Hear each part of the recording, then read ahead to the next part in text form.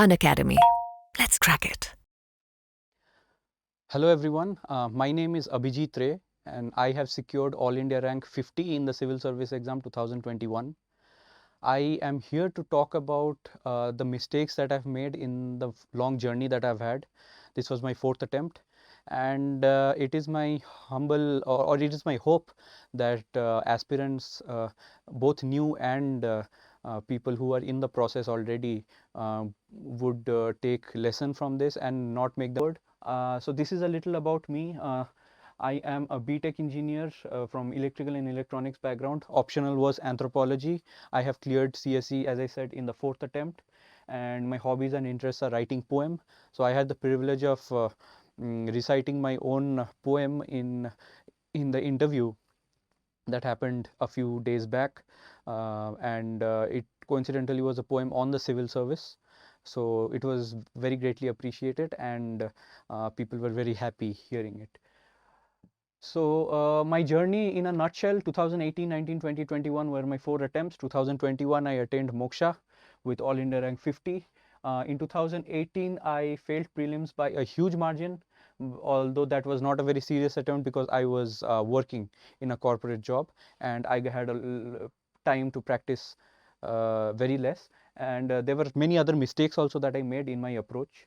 I'm going to talk about that. In 2019, I failed prelims by a very small margin.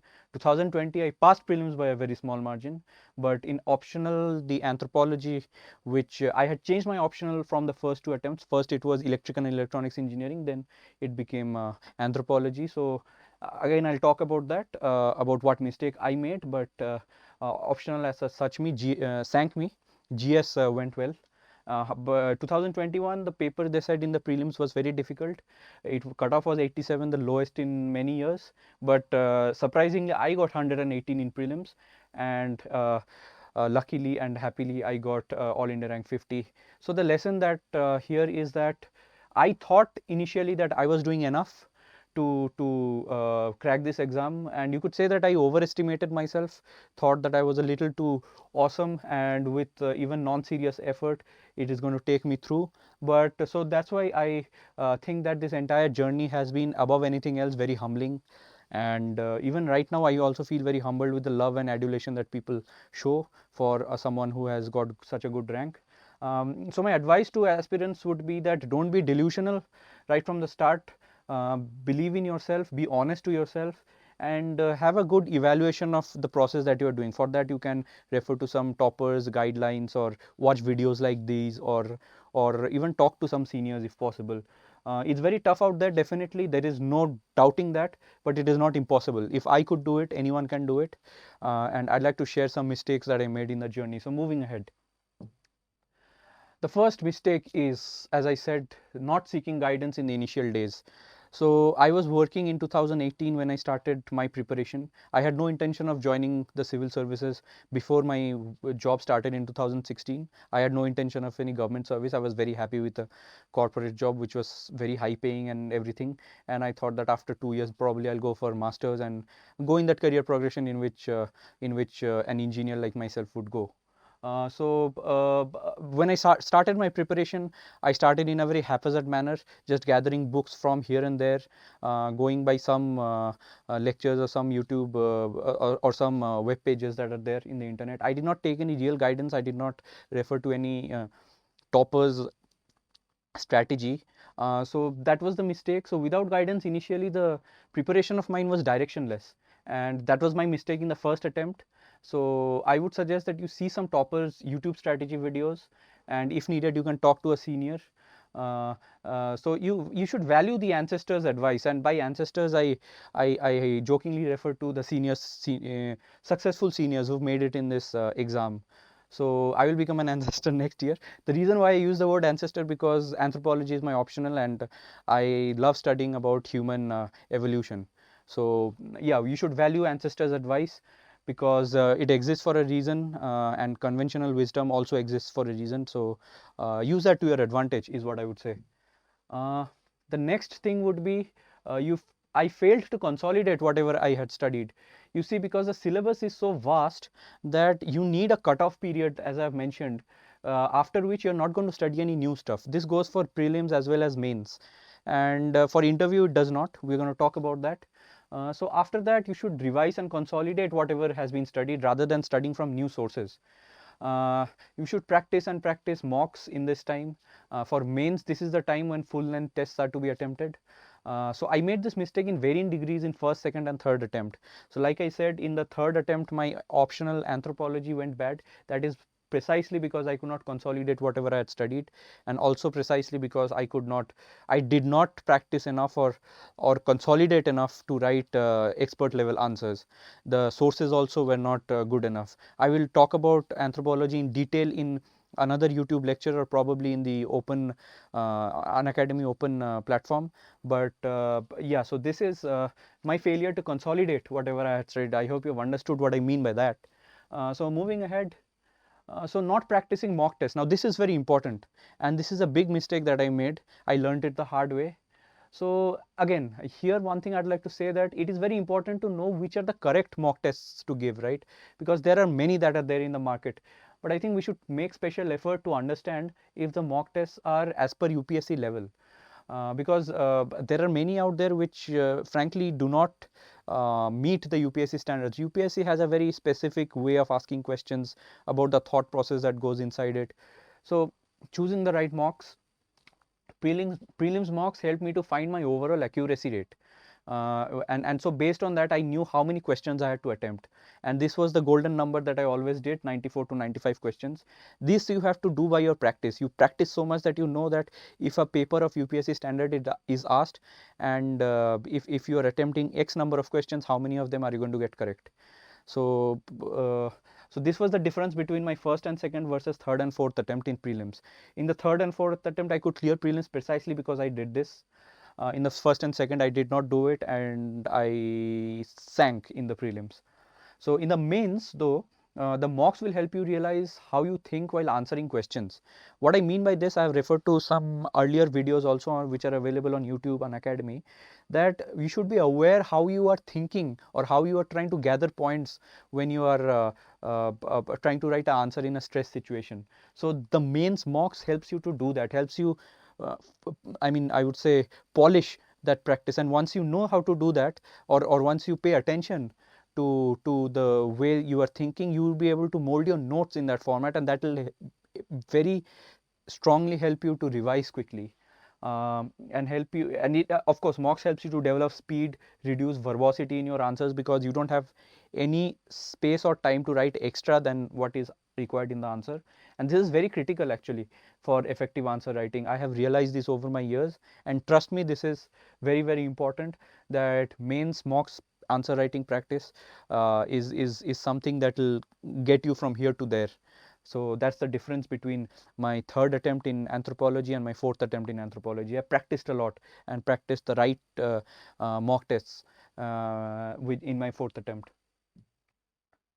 So not doing simultaneous mains preparation. Initially, in the first few attempts, what I used to do is that I used to not bother about mains much. I used to do the prelims preparation because prelims he clear नहीं हो रहा था. But actually, prelims and mains preparation should be done in simultaneously. This was why I failed in the third attempt mains, because I did not do anthropology along with the prelims preparation before prelims. And so I tried to cover much of anthropology after the prelims exam, which was not effective, because that's the time when you should practice rather than study something new. And I would have failed in my first and second attempt if I had given mains, because my strategy was completely wrong. First and second attempt, there was paucity of time also that I had because of my job, but other than that, it was this strategy mistake also. In the third attempt, like I said, it was my optional that I did not do with prelims. I did GS preparation with prelims, and I could score respectable marks in GS, but not in optional. So by the prelims comes the prelims date, your entire main syllabus should be ready, in my humble opinion, because after that, from your mains prelims to your mains period, right now whatever is going on, this is the 6th, this is the 7th of June 2022, the prelims has just finished, right? This is the time when only you should revise and revise and revise and practice and practice and practice. Nothing else, according to me, should be done. But again, that is my opinion. It can vary from people to people. But I would say that for the quintessential average aspirant, someone like me, it's not a good idea to study new things in this 3-month period. So the next issue is not practicing answer writing enough. Well, I cannot stress this enough. I have mentioned this repeatedly and also in my previous YouTube videos that are there on the Unacademy YouTube platform, that the main game of UPSC civil service exam is answer writing, because 1750 marks is answer writing. Your prelims, no one cares after you clear. You will not get any brownie points for getting the highest prelims marks as long as you clear the cutoff. 1750 out of 2025 marks is answer writing. Now, when you do answer writing, you have to take care of a few things, that the more you do, the faster you get, the more chance you have of polishing with value addition, because these things you realize as you practice and practice more. So if a very difficult paper comes, then your answer writing skills will act as a safety net, like I keep saying. And again, I cannot stress this enough, do not ignore it. Practicing is the only way, there is no other way. Don't get fooled by anyone else's golden formula or something like that, that ye pad lo and then you will be able to write good answers. Ye padne se kuch nahi hoga until and unless you are in the habit of recapitulating that in stress situation and writing answers, and that comes only with practice. I cannot stress this enough. This is the most important slide, trust me. Too many sources. This is a mistake that many people make, even I made in my initial days. The fear of missing out syndrome, FOMO. It's a natural thing. It happened a lot in my first and second attempt. So I studied from all over the place, so ended up having less time for revision. It's said very often that the study one source 100 times, which is better than studying 100 sources one time. That is true. That is very, very true in UPSC language. I think the strategy that worked for me, basically, if I have to say the main strategy, right, or even the prelim strategy, is that you work very, very hard to prepare excellent notes from multiple relevant sources initially. I mean, you dedicate a particular amount of time, you work very hard, you study as many sources as you want in that period, but have that cutoff date that after this, once my notes are ready, I will not fall prey to the FOMO syndrome, and get into that revision and practice cycle. That is very important. That is the thing that helps you crack the exam. It's not your how many books you have studied, it's the interconnectedness that you have made between different topics. It's the revision that you have made, the ease with which you can recapitulate and reproduce points, and this comes with revision and practice, nothing else, trust me.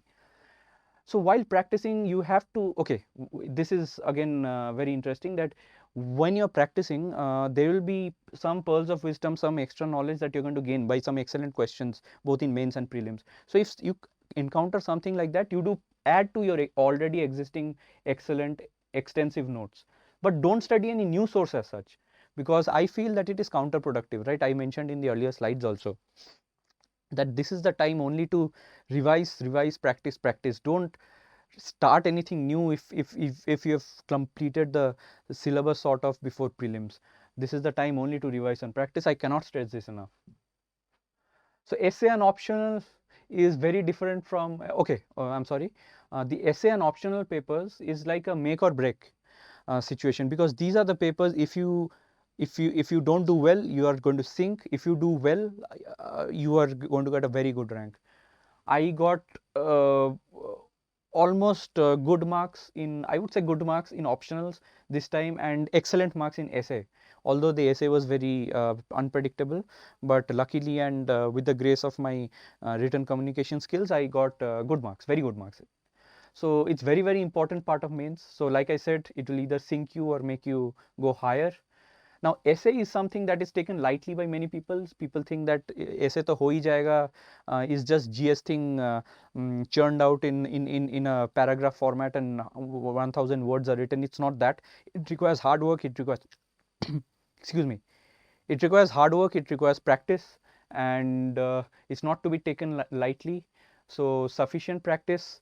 How much practice you need is based on your existing fluency in the written expression. I had enough existing fluency, so to be honest, I practiced lesser than an average student would, but that does not mean that you do not practice. I still put in the hours to collect the value addition points, the quotes, and some statistics and here and there. So these days even essay is getting unpredictable, but like I keep saying, unpredictable is not under your control. What is under your control is you do the basics correctly, you follow the conventional wisdom, you work hard to do your value addition. That is what is under your control, and you please do that part. You do that part, the other things will be taken care of. If you practice hard enough, then no matter what paper comes, आप कुछ ना कुछ कर दोगे in the paper. And see, for everyone it is tough, na. It's not only for you. If your preparation is good enough, then you will be in a situation where if it's tough for you, it will be tough for the entire UPSC gang. So, and if your answer writing skills are good, then you will get better marks than other people. And this exam is relative. No, it's not something that you have to get 100 marks to top or something. You just need to get more marks than the other person, right? So you have to realize this fact. So let's move on. Yeah. So studying new mains stuff after prelims. So my theory is that in the 3 months, like I was mentioning, that before mains and after prelims, those 3 months, nothing new should be studied. The only exception is that mains related current affairs in those 2 months after prelims and 1 month before prelims, because that last 1 month before prelims you do not cover it, right, for your prelims preparation. That should be done separately, but that won't be a very big part. There are compilations available on the market to help you with that, with the preparation for mains related current affairs. So you can refer to that for value addition, but it's only value addition. Don't put it as your only source of, at least some people I know use that as the only source of mains preparation, but it did not work for me. And it's your call, but you basically try to understand the crux of what I'm saying, that as least as possible new things should be studied in these 3 months. 3 months, again and again I'm saying, is only for revision and practice, because all the subjects of mains is written and your writing skills is ultimately what matters.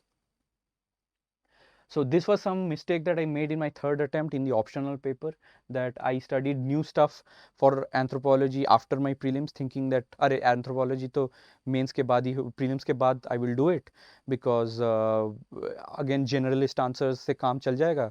But I was wrong. With generalist answers you will get only generalist type marks, and that is what I got in my third attempt. So moving on, mains value additions. This is not a mistake, but this is something that you should do. So for those extra marks in mains, I have made another session on mains answer writing strategy, where I mentioned that one of your aims should be to stand out from the crowd, and you do that by value additions. So your intros and conclusions that you compile of various themes and you memorize, the diagrams, block diagrams, main map work, the ability to draw the world map and the India map very quickly in 15 seconds. I would say that's a golden tool that you have in your hand for improving your marks. It worked for me this time in GS1. I have detailed that in the answer writing strategy video. So some technical terms, for example, in geography, it's a technical subject. If you sprinkle technical words in your answer, and if you put diagrams, then your chance of getting good marks in that question, probably that half mark or 1 mark, which will get you the service what you want, right? Because this is a breakneck exam with very stiff competition, right? So these technical terms will help. Using prelims related data wherever possible to give value to your answers. Whatever you remember from your prelims, some current affairs, some art and culture words, you just put them in your mains answers, because that will help you sort of to remember, to again make your answers a little different from others. But this is not a very important point, this last one, but you get the essence of what I'm saying, right? The idea is to make your answers different from others, the value addition. Not revising enough, probably a very important, or one of the most important things. I made this mistake in my first and second attempt, and in my third mains in anthropology. I did not revise enough, and so I could not recapitulate and reproduce the points in the answers. It's as simple as that. If you don't revise it, you will not crack this exam. You need revision as much as you need breadth and depth of understanding. So micro notes helped me to revise faster. I had converted my entire syllabus of prelims as well as mains into micro notes. Most important element, I'm sorry for the spelling mistake, most important element of UPSC preparation is practice. So getting into that practice and revision cycle is necessary in such a rigorous exam, and it can only happen when you are revising enough. Okay, so this is a very big mistake that many people don't pay much attention to. They are caught up in the studying new material or studying something that they think is relevant. Again, the FOMO syndrome, which is common, but you need to get out of that. I mean, it's always my belief that the training for a civil servant begins on the day you start your civil service preparation, and getting out, being less influenced by external factors, external attractions, is one quality of an officer that we must inculcate. And I think the training begins from here only. It's again very important to realize that optional is not the same as GS. This I realized in my third attempt, as I've mentioned here.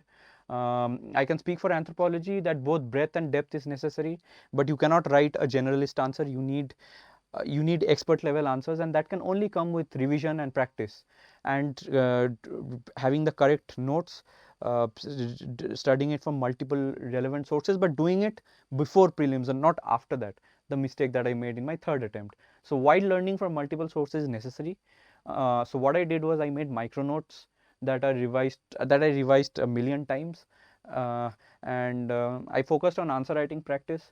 So we need to go to an expert level. There is no other option, otherwise you will get marks like GS papers. And most of our ancestors actually have detailed strategy on this on the internet about how optional is different from GS and how you should write like an expert. So that's that.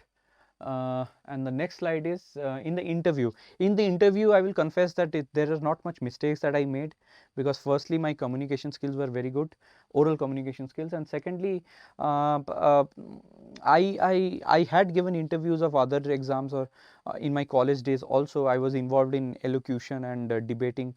So like I said, oral communication came naturally to me. This was not an area where I made a lot of mistakes, but the only thing that I did, which I could have done differently, is that I did waste 1 month after the mains, or a few days after the mains, on YouTube and Netflix rather than studying for the interview. I think that is not something that people should do. So interview stage I got 194, which is among the highest marks apparently, or I would say among the very, very good marks in interview this year.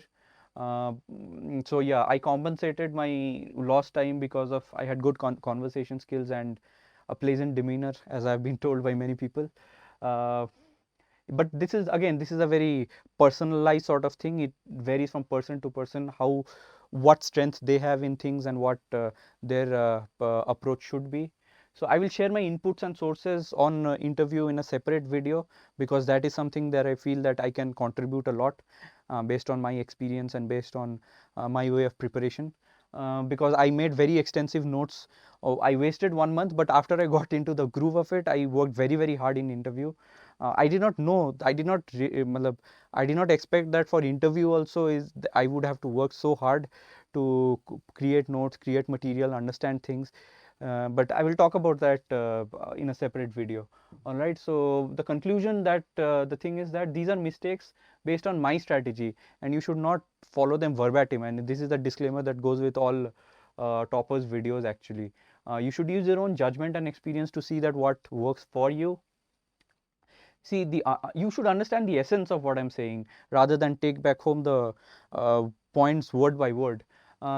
Look, there is no alternative to civil service preparation. A lot of hard work will be required. People say that smart work is more important than hard work, but I think the point that people miss is that to even come to a stage where you know what is smart work, you need a lot of hard work before that. So civil service is all about hard work. Preparation is all about hard work. Even a career in the service after you crack it is also about hard work. But again, it's a great destination. I have been my life has turned upside down, I would say, in the last few weeks after the result, and it's all worth it. Trust me.